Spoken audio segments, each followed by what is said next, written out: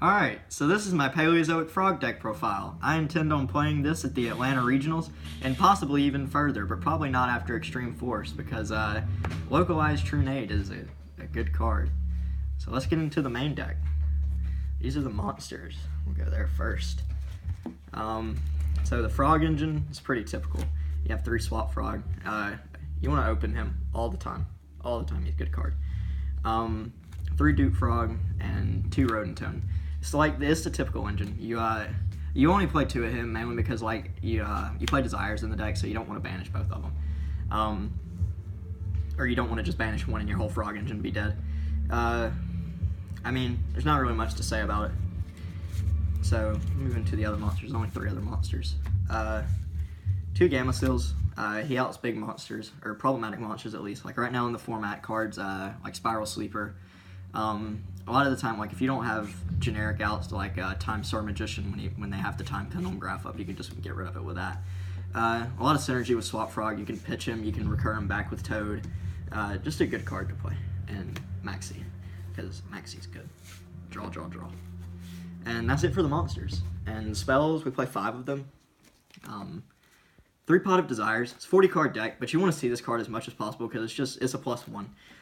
It makes your hand bigger, gets you to your resources a little quicker, and gets you to those spooky trap cards faster. A lot of the times you'll banish, like there are times when you can draw Desires off of Desires, and there are times you can open multiples, but having Desires is always good. And then 2 Scapegoat.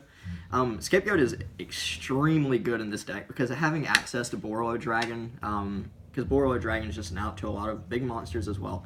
And Topological Bomber Dragon as well. We'll talk about those when we get there though. So, that's it for the spell cards. Paleo monsters are, let's see. We've got 3 Dynamiscus. I'm only playing 9 Paleos. I'll just go ahead and show them to you. 3 Canadia and 3 Allanoids. I didn't want to play Morella. My thing with the Paleos is that I wanted all of my trap cards to just be reactive, and Morella sometimes is just, like, you know, pitching 1 to Grave is okay, but I'd rather have it be a more powerful trap card sometimes. Dynamiscus is the only one that's, like, kind of questionable because you have to have another card in your hand to pitch with it, but we play Reckless Greed in the deck, so you can just activate Reckless during your opponent's turn and just have instant fodder for this if it's set. Canadia this is your main way to beat Pendulum Editions in the main deck outside of one other card that I play, but just hitting whatever is in the extra monster zone and Book of Mooning it is like extremely powerful. And then Allanoids, because we play Anti-Spell in the deck, which you'll see in a few seconds, but so using him, just you know, control field spells, like control Resort that's on the board, control Trickstar Light Stage, and make sure that they can never actually get their field spells off and they have to set them, and then you can just get rid of them before it becomes a problem. So that's it for the Paleo monsters, short and sweet. Move those aside. 3 Evenly Matched. You have to play this card if you want to win, honestly. The card just, like, it makes going second so much easier. You know, if Pendulum Magicians have an established board, if Spirals have an established board, Trickstars have anything has an established board and you're going second, you go to the battle phase and you activate that, and it's a reset button. It diminishes all of your opponent's resources, and then you're just able to go from there and build up. 9 times out of 10, you are going to win if you activate that card. It is too good right now. And then the Solemn Brigade, 3 strike and a warning.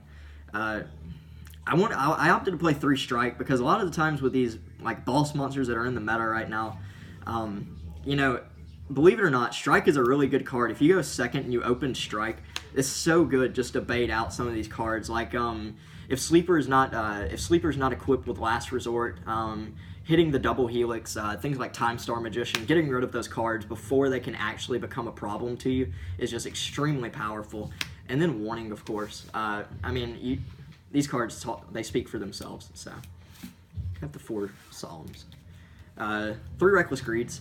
A lot of the times you'll find yourself where you're going to wish that you had more cards, and this just does it for you. You know, it just changed your traps and graves. You get to draw 2 more cards, basically. I mean, the restriction for not being able to draw for the next 2 turns is if you activate multiples of these, you're winning.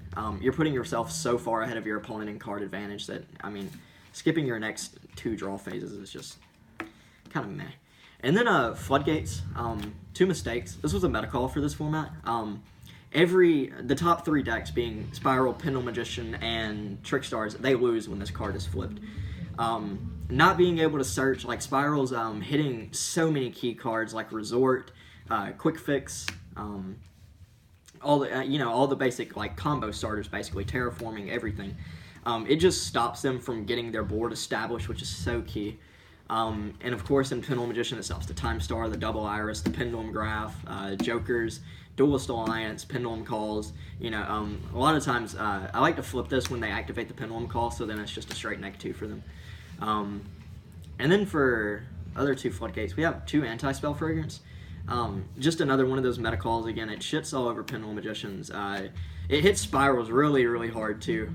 This is really good against Spiral because stopping the terraformings or resorts. Because with this card, if they open a terraforming in any of in Trickstar or Spiral Resort, it takes them 2 turns to get their field spell established, and that's so big, especially against Trickstars, because if they get their field spell established and they're able to start picking apart your back row, it's not going to be very fun for you. So you have to keep Light Stage off the field as much as possible. And also against Pendulum Magician, it's just a blowout card. They can't set their scales, and they have to have the normal summon and then Pendulum Graph out. So, and then the last one is Imperial Order. The card's just too good this format, just negating all kinds of spell cards. And that's it for the main deck. It's 40 cards, very standard. Extra deck. So I played 8 Links, 2 Miss Starboy.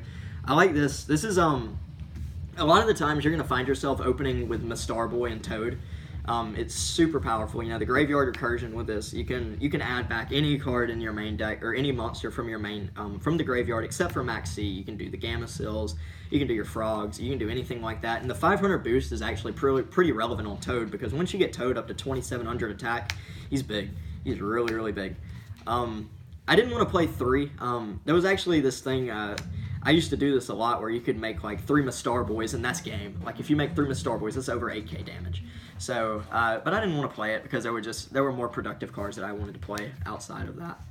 And then for the Scapegoat, the 2 Link Spiders, Proxy Dragon, that's just your basic fodder. And then you make Borreload and Topological Bomber Dragon. I think Borreload speaks for himself, honestly. Outing, if your opponent makes a Borreload, you make a Borreload and you take their Borreload.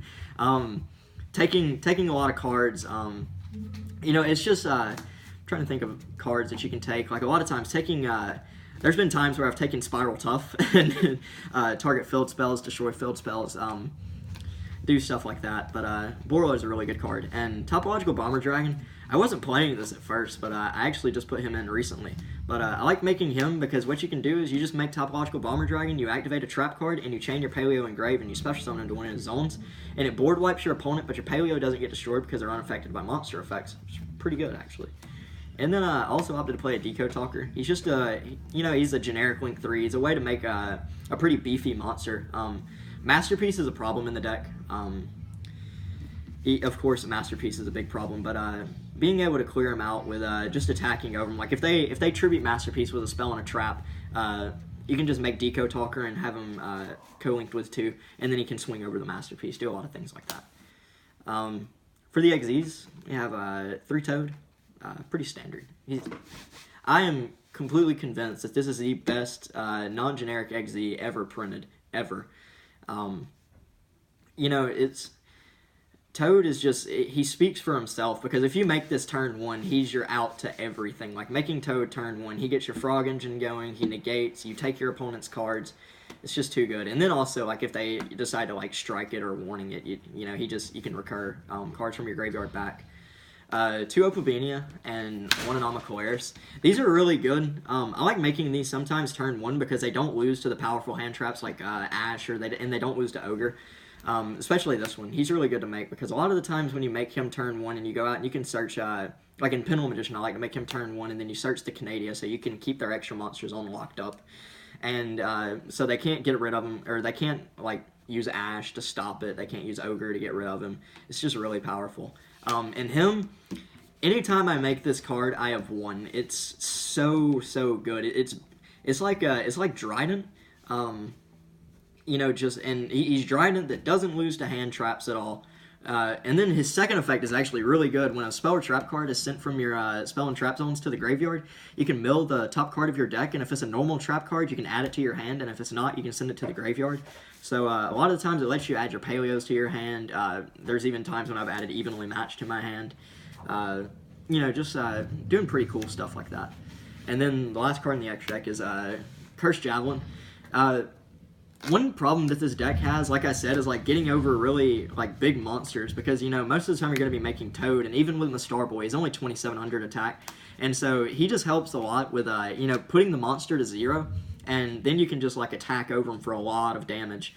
So he's just a really good card that I like to play. And that's it for the extra deck. And for the side deck, we have 2 of the barrier statues. A lot of the times when I'm going first, when I know that I'm going first, I take the evenly matched out, and I like to play these. It's just really powerful. Like normal summoning this and backing him up and playing Protect the Castle with a lot of trap cards is super good. And then going second cards, the Raigeki Dark Hole. It just adds to your board wipes. Clear up the field before you start making all of your plays. Let's see, 3D barrier. I like this card against, always put it in against Pendulum Magician matchup. Pretty much shuts down their turn. It just stops all the shenanigans that Pendulum Magicians want to do. It's also a really good call for Rogue. Against Invoked, a lot of the times I like to play D-Barrier because when they activate Invocation, you flip D-Barrier, you call Fusion, and it's dead. So, well, that is if they don't have the field spell up. It's really good against Rogue, playing against things like BA. BA a lot of the times, Invoked. I'm trying to think of some other things. ABC, this is a really good card to make. So that's it for that. 3 Heavy Storm Duster.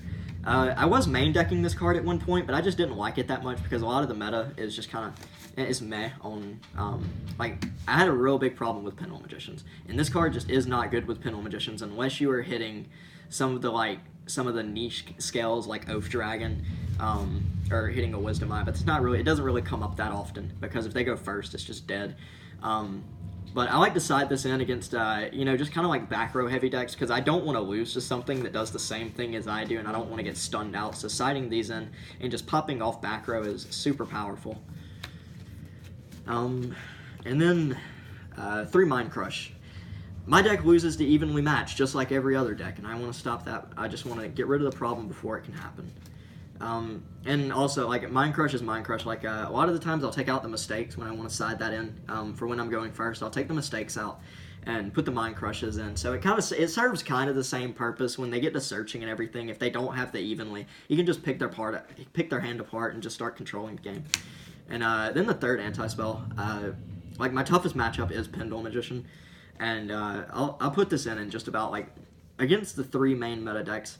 I just wanted to side deck the third one because it's kind of, I don't want to draw multiples of a lot of my floodgates unless I'm playing, draw multiples against a lot of my floodgates unless it's against Pendulum Magician. Then I want to have the third anti-spell because I just want to see it as much as possible. So, that's the deck, and thank you for watching.